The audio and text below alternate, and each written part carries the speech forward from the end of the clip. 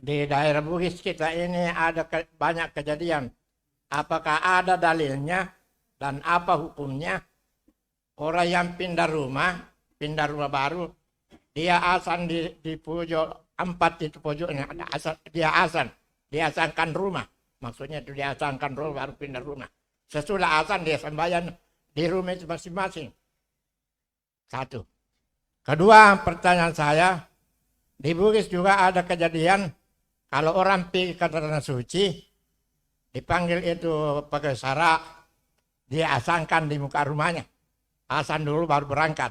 Karena katanya itu orang, saya pernah tanyakan, kenapa azan? Katanya, kita ini muka tanah suci, harus kita azan. Jadi saya tanyakan, apakah ada dalilnya dan apa hukumnya ini yang kedua-duanya.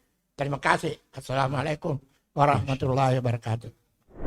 Nah, pertama berkaitan tentang seorang pindah rumah, kemudian dia sholat di dalamnya, maka ini pernah dilakukan oleh Rasulullah SAW ketika beliau datang ke rumah Anas bin Malik atau Abdullah bin Abbas radhiyallahu anhuma, atau Anas bin Malik, fakuntu wa yatim wara'a Rasulullah SAW wal mar'atu khalfana. Yang mana ketika Rasulullah datang diundang makan di rumah salah seorang sahabat, setelah beliau makan, beliau meminta, kemana aku sholat? Aku ingin sholat di rumah kalian. Maka seorang tidak mengapa ketika dia baru datang ke rumahnya yang baru dan dia sholat, ini baik dan ini sangat baik. Ini sangat baik. Tapi kalau berkaitan dengan adzan, wallahu alam, tidak ada satupun dalil yang diperselisihkan oleh para ulama berkaitan tentang pindah rumah dengan mengumandangkan adzan. Berbeda ketika seorang misalnya anak baru lahir, dia dikumandangkan adzan di telinganya. Di sini ada dalil yang diperselisihkan para ulama. Sehingga para ulama mengatakan sebagian dia diadzankan ketika baru lahir, namun ketika meninggal tidak ada satupun dalil yang menyebutkan untuk diadzankan.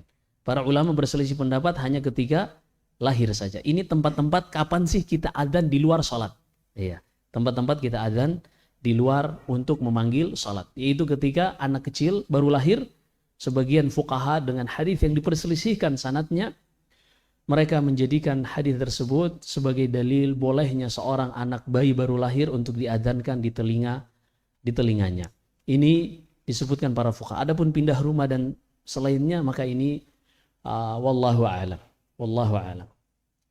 Kemudian yang berikutnya berkaitan tentang berangkat haji lalu diadzankan sama. Yang diperselisihkan para ulama di luar waktu sholat hanyalah tadi ketika anak kecil baru lahir. Adapun selain itu tidak ada nas satupun yang dijadikan baik itu hadis yang dhaif ataupun semisalnya, tidak ada yang dijadikan landasan untuk hukum adzan di luar waktu sholat.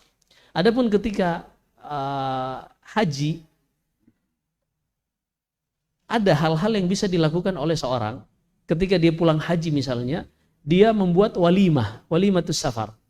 Seorang misalnya pulang haji dan dia membuat walimatus safar, artinya syukuran karena keluarganya selamat dari safar haji ini, lalu dia bikin acara undang tetangga, maka ini boleh-boleh saja disebutnya Syekh Ibnu Utsaimin rahimahullah, karena ini babnya adalah bab kebiasaan saja. Bab kebiasaan yaitu membuat walimah ketika ada orang pulang selamat ke kampungnya, maka ini tidak mengapa kalau mereka membuat walimatus safar, ucapan selamat dan syukur, dan dia memberi makan orang-orang yang datang ke rumahnya, maka ini tidak mengapa. Adapun adzan, wallahu a'lam. Nah, demikian, wallahu a'lam. Hafayu TV, telaga di kegersangan ilmu.